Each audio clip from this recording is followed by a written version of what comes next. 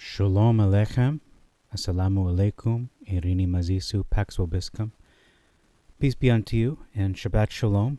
It is Shabbat where I am at. And the title of this video is The Witch of Endor. So we're going to do actually two videos on this.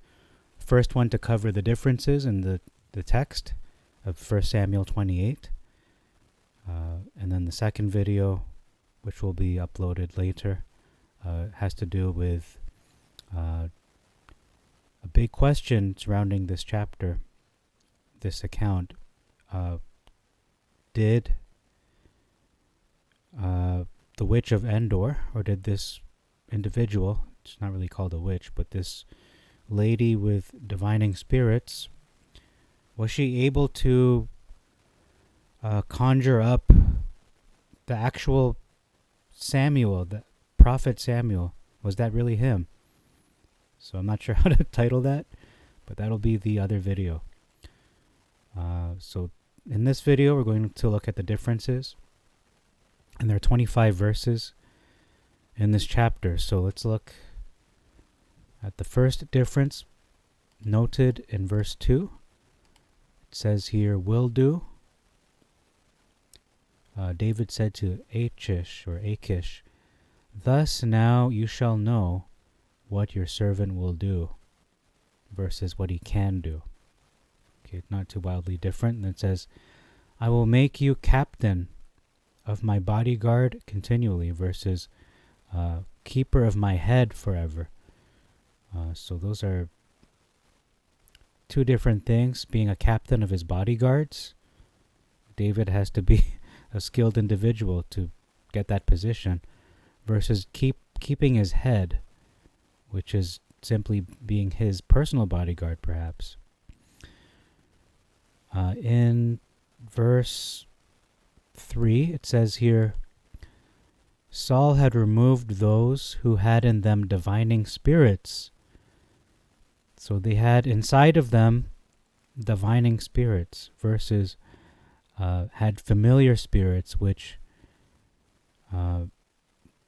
they have a relationship with these spirits, but it's more vague as to how this operates. Verse 5, alarmed. He was alarmed. Saul was, versus he was afraid. His heart greatly, says he was afraid. Okay, and then the next part, or the next verse, verse 6, manifestations versus Urim or Urim. Verse 8, an omission for within thee. The spirit, the divining spirit within thee. Again, reinforcing that these divining spirits are not just nebulous and floating around. They're actually inside that person. And you're going to see more evidence pointing to this. Verse 9, a continuous difference of, again, in them, and that's an omission. So this divining spirit, again, in them, third time. The footnote for this verse says here, ventriloquists. So for these words, in them divining spirits, it's actually ventriloquists. In the Greek, it's egastrimouthos, which means ventriloquists. So these spirits are using these human vessels as like ventriloquists. They're the ones who are speaking through these individuals, or is it the other way around? How could they manipulate the spirit? It makes more sense for the divining spirit to be manipulating them, possessing them perhaps. In verse 14, it says here, what did you perceive? This is Saul asking the witch, versus what form is he of?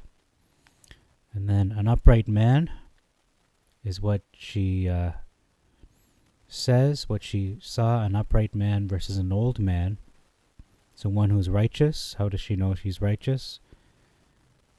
Or is it that he's standing straight up, so he's standing upright, versus an old man, so we don't see that description in the Septuagint that he's old. Verse 15, hearkens.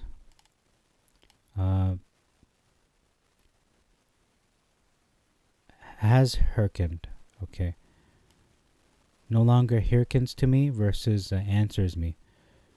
In the footnote of the hard copy, it says has hearkened. So God has departed from me and no longer has listened to me, or no longer listens to him. In the Masoretic, it says he no longer answers me.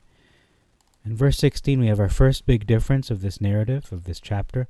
It says here, taken part with your neighbor.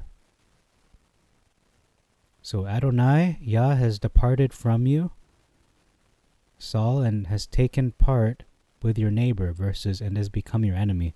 So no, he hasn't become his enemy. That's very strong language, that Adonai is now his enemy. But he's departed from him, yes, and he's now taken part with your neighbor. So he's on your neighbor's side now. He's going to be allied with your neighbor, who is David. We'll find out. In verse 17 says you versus him. And Adonai, Yah, has done to you as Yah spoke by me.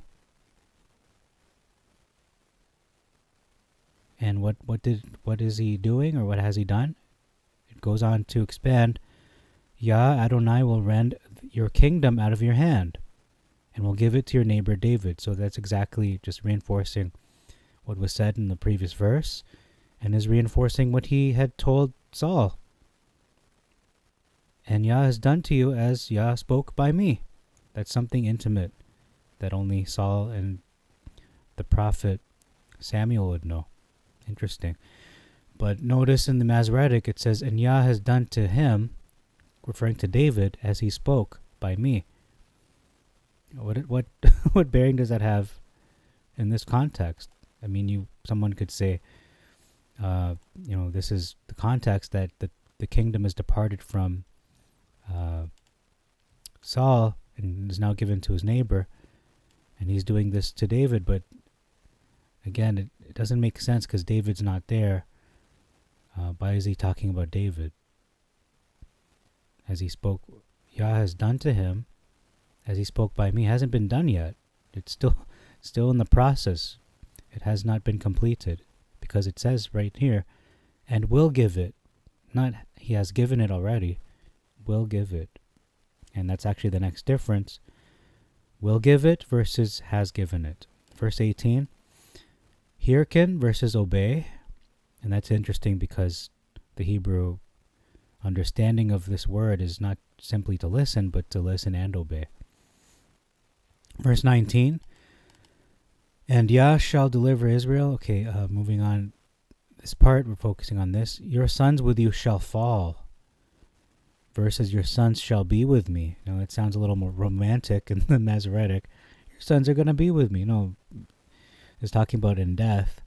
But in the Septuagint, it's very just straightforward. They're going to fall. You and your sons will fall. Verse 21, it says here, heard. Again, this is the Hebraic understanding. I have put my life in my hand, and have heard the words which you have spoken to me. This is, I believe, is the woman went into Saul, and she's the one speaking here, because she has risked her life by doing what he said, going against the king's edict, essentially, and she finds out he's the king, he's actually Saul, and I've heard the words which you have spoken to me. So I've heard, versus in the Masoretic, I've obeyed. Okay, actually, obeyed your voice. It's right here. Hearken to your voice versus has obeyed. I have obeyed. In the footnote, it actually says obeyed. So it's interesting that it didn't put, in any case, the Hebraic understanding is when someone hears, they don't just physically listen, they actually obey as well. Just further supporting the Hebraic understanding of the word to listen or hearken in the Old English. Verse 22, for you will be going on your way. The woman tells him, you will be going on your way. Versus, when you go on your way. Okay, what's the difference there? So she's very sure, she's certain that after he eats, you're going to go on your way. And that's your plan. You will be going on your way. Is she predicting this? Perhaps. What's happening in the Masoretic? Well, he's still eating. He ate, and then when you have strength, when you go on your way. So there's a possibility it may not happen. When you do this,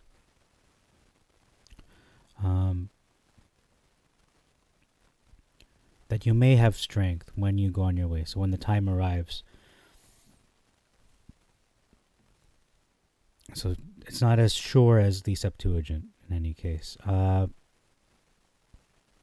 I think that's it for this chapter. We're going to do another video asking the question, did the Witch of Endor really conjure up Saul? Or did Adonai intervene? So we're going to look at that in the next video. Thank you for your time. Until next video, I bid you all Shalom Aleichem, Assalamu Alaikum, Irini Mazisu, Pax Vobiscum, peace be unto you, Maranatha, and Shabbat Shalom.